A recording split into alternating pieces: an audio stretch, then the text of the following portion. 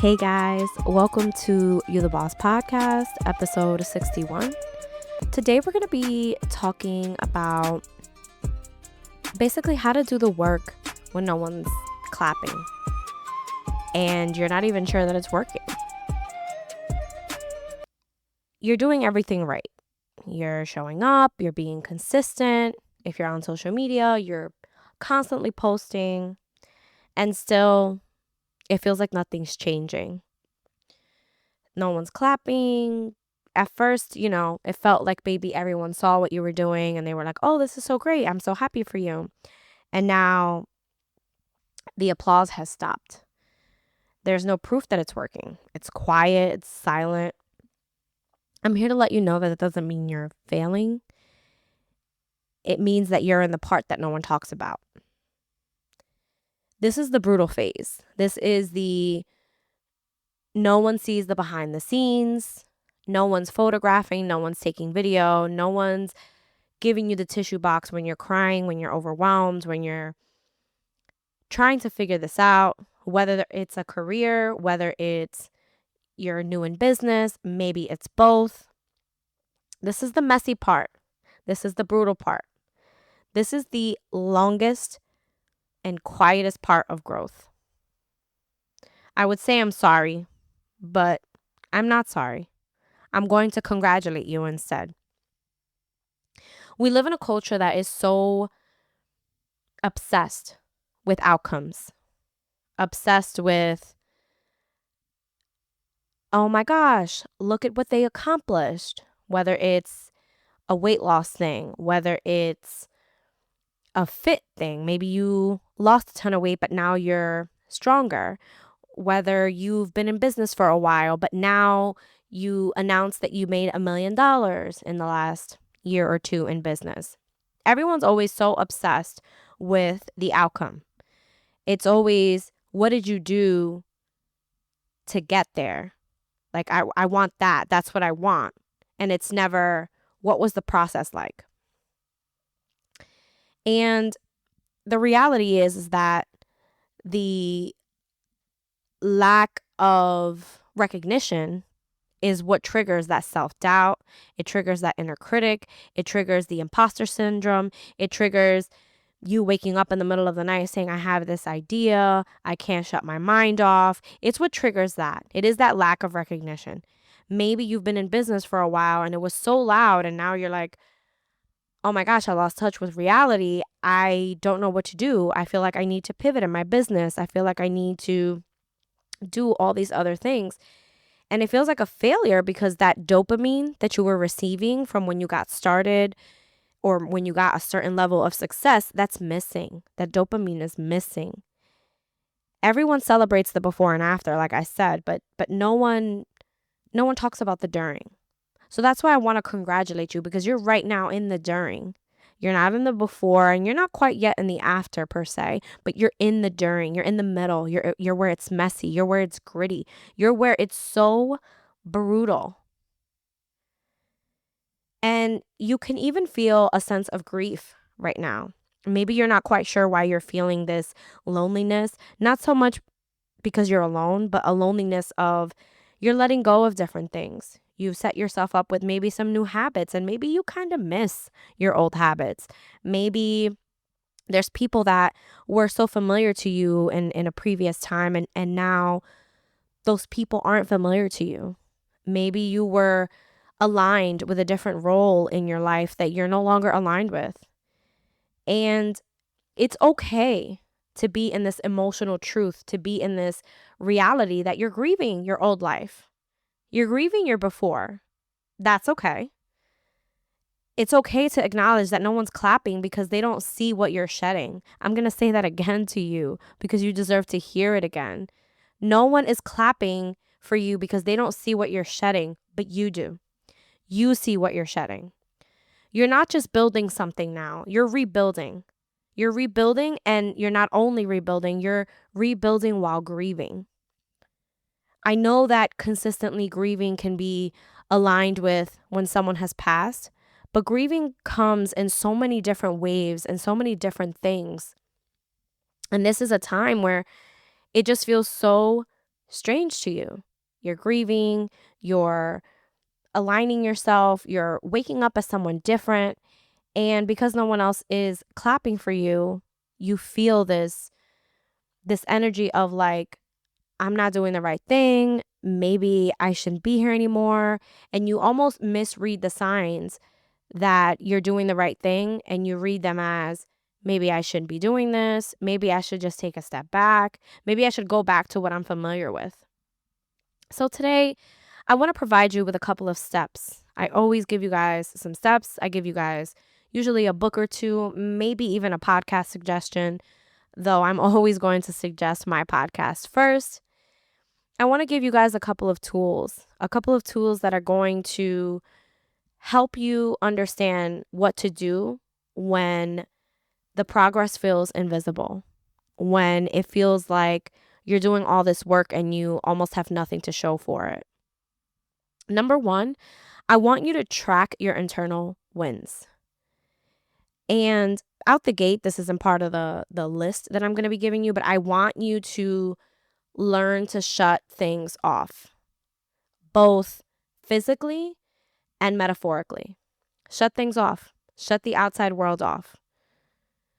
I say that to you because you may already be thinking, I gotta track something else. Yes, actually, this is personal. You should be tracking your internal wins. You should be tracking your mood shifts, both the happy and the sad. You should be tracking your emotional reactions. Maybe you reacted differently in a good way to something that you wouldn't have before. Maybe instead of seeing something that felt like a failure, maybe you saw it as an opportunity, and that's a change for you. Track that. Track the day that you set better boundaries in your business, in your job, where you told your boss, you know what, I'm not reachable after 5 o'clock, and that's new to you. I want you to track that. The reason I want you to track that is because you want a basis of being able to look at, okay, maybe I'm not where I want to be just yet, but look at the different things that I've accomplished right now. Which leads me into journal the boring. Number 2, create a proof of effort list. I'm here to tell you, I know that I've mentioned it a few times here on this podcast, but as a new parent, that has been like one of the many things that has like saved me or given me a grounding perspective. Because sometimes I'll get to like Friday or Saturday and I'm like, what did I do this week? And some of those things are mundane. I'm here to be honest with you. I'm in it. I'm in the thick of it. Some of those things are mundane. Some of them are like, I did a lot of X amount of laundry. I did X amount of grocery shopping. I did this to this decorating in this part of my room, or I set this up. I set up this thing for my podcast or this thing for photography. And like, though when you're in the heat of it, you're probably like, oh, well, I'm supposed to be doing those things. Like, duh, this is part of life, or etc.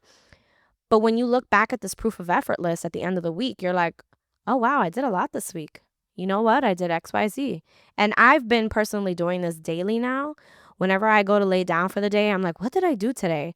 I literally start to list, I did this, I did that. And typically that list is anywhere between 8 to 11 things long every single day. And it makes you feel good because it adds up. It also lets you see where you've moved the dial from, let's say, Monday to Tuesday or Tuesday to Friday.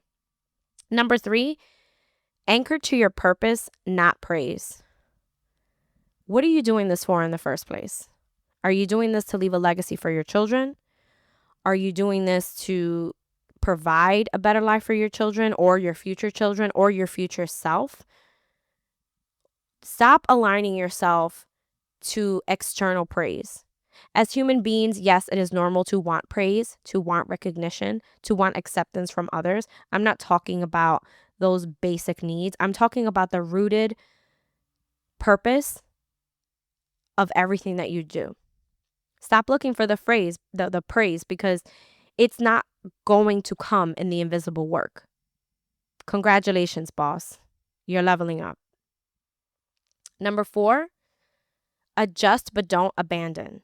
This one's a little bit, I'm going to give it to you straight, is a little like, I'm not going to say controversial. I'm going to just say kind of unnatural for the social media world that we live right now, where it feels like if you're in the media realm, whether that's photography or podcasting or coaching, or you're in a restaurant business or you're in a career. And right now it feels like everyone is trying to be social media platform famous. And there's trends and there's reels that get consistently made. And it's easy to jump from trend to trend to trend. So I'm here to present a challenge to you and say, adjust but don't abandon. When you're aligned with your purpose, you're not going to quickly jump from one thing to the next. You're just going to continuously evolve and tweak. Don't confuse having to tweak something from what you originally thought it was. Don't confuse it for quitting or failing.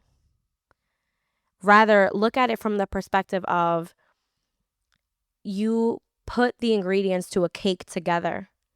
You knew you needed flour, you knew you needed eggs, you knew you needed X amount of things. I'm not a professional baker, so I can't tell you all the ingredients.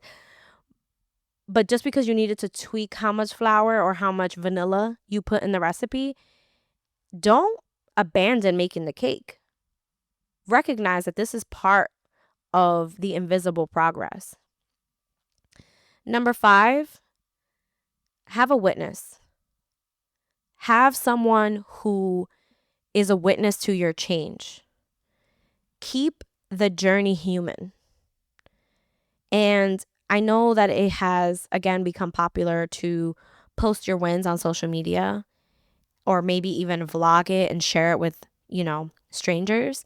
But I want to encourage you to connect with a person, whether that's your best friend or your sister or just someone that you met at a networking event that you now share a co-working virtual space with.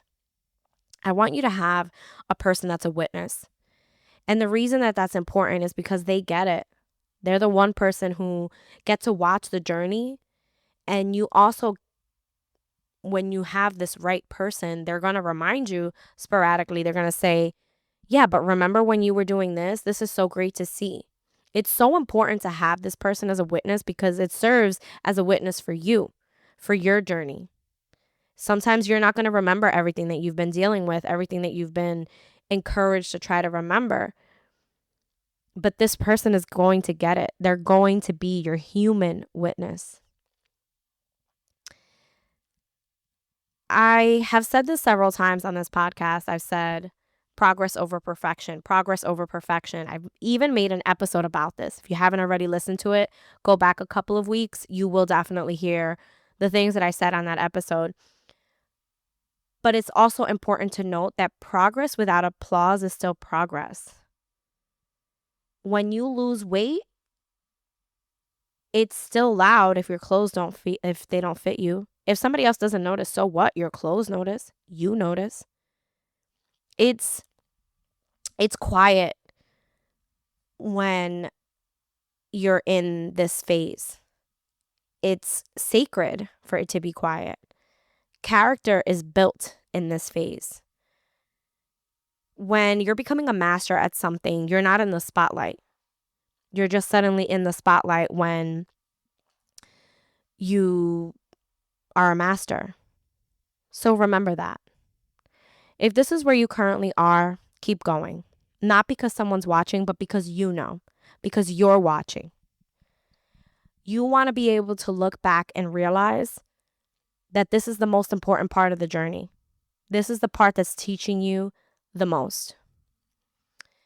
I want to recommend a book, as always, The 5-Second Rule by Mel Robbins. This book is about pushing through hesitation, self-doubt, inaction, especially when no one's cheering for you. Mel Robbins is so good at giving you tangible, like a tool, getting you out of your head, getting you into motion, which helps with the work of I'm doing this without applause, not because of it. If you're stuck in your head, this book is going to help you. It's going to help you get out of that spiral, and it's going to get you moving again. She doesn't sugarcoat things, so I definitely recommend this book. I will be putting it in the show notes. If you enjoyed this episode, send it to someone you think could benefit from it. If it was sent to you, thank that person because they thought highly of you to send you this episode. I invite you to share this episode with someone if it was shared with you. And I also invite you to leave a review on this podcast wherever you listen to. Thank you for listening. Come back again next week for another episode of You the Boss podcast.